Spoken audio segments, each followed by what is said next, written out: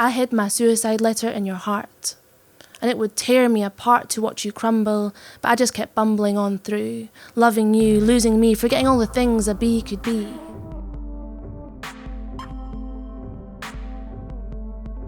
It's been hard. It's been really, really difficult.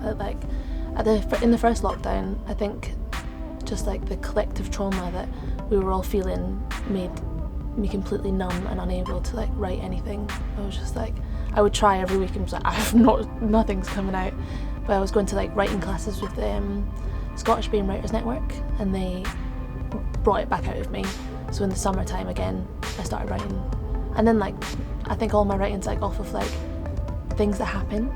So then little things started happening again because it was summer and people were outside, and I started getting a bit more creative. But lockdown 2 came and then that was gone again.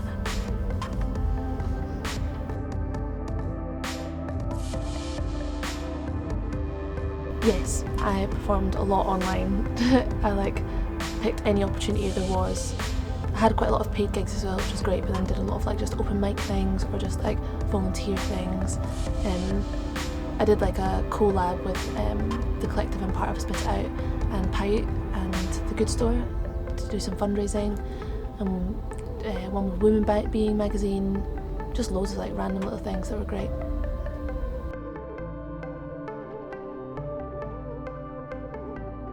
%, definitely. Like there was like such a push for it, and I did start trying to be more online, but I'm not a very like social media person. I do have 5 Instagram accounts, but like I do not use them well. I just like having it for like putting whatever up there, but then I started like recording little videos of me, or like saving videos from online performances I did, and try and put them up online, and like try to keep like a regular thing going, but it's just so hard to keep up with when I'm just a live performer. I just prefer live things.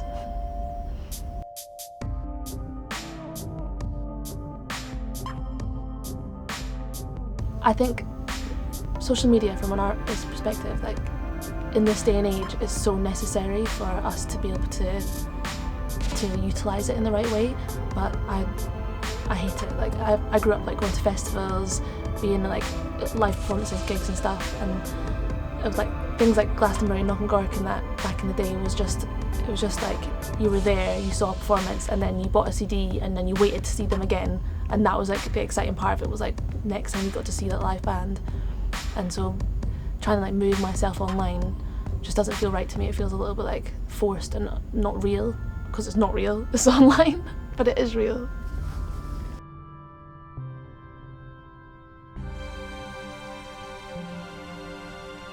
I'm hoping that live performances are just going to come back harder than ever, because everyone's been like desperate for them.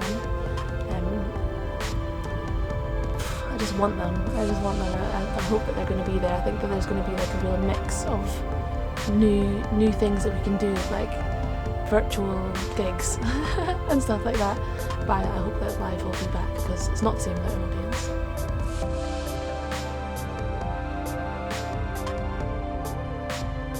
I went on a social distance date in Glasgow, and we were supposed to like go sit outside in a park, but it was raining, and I was like, I don't want to sit in a park with a stranger in the rain. It's just not a good date. So I said that maybe we should like get on a train and go somewhere, and there was like, I wanted to go to Yoker because Yoker was there, and I love Lemmy, so I was like, there, let's go Yoker. But he suggested we go to Loch Lomond instead, so we got on the train to Loch Lomond, and while we were walking to the loch, we saw Bayler Castle, so we're like, let's go up there and walk through this really wet field. My feet got fucking soaking, and we got to the castle, and I convinced him to break into the castle to like climb up onto one of the turrets. He was like, I don't want to do this. I was like, come on, it'll be great, let's climb a turret. We got in there, climbed up a turret, and we sat up on the top of the turret, and my feet were soaking from walking up, so I just took my shoes off and my socks off. It was a bit sunnier then, to let them dry, and he kept looking at my feet. And I was like, why are you looking at my feet? And he was like, I just really like feet. I was like, oh, okay. He was like, I could give you a foot massage. And I was like, I don't know, because COVID and stuff, I don't really want you to touch me. It's also a bit weird to like have a stranger like touch your feet on a turret, and like looking over Bayler Castle, looking over Loch Lomond, sorry. And he was like, oh, it's up to you. And I was like, go on then. And I let him like give me a foot massage on this turret looking over Loch Lomond. It's very picturesque.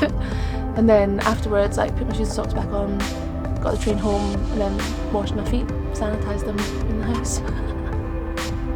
It was very COVID friendly.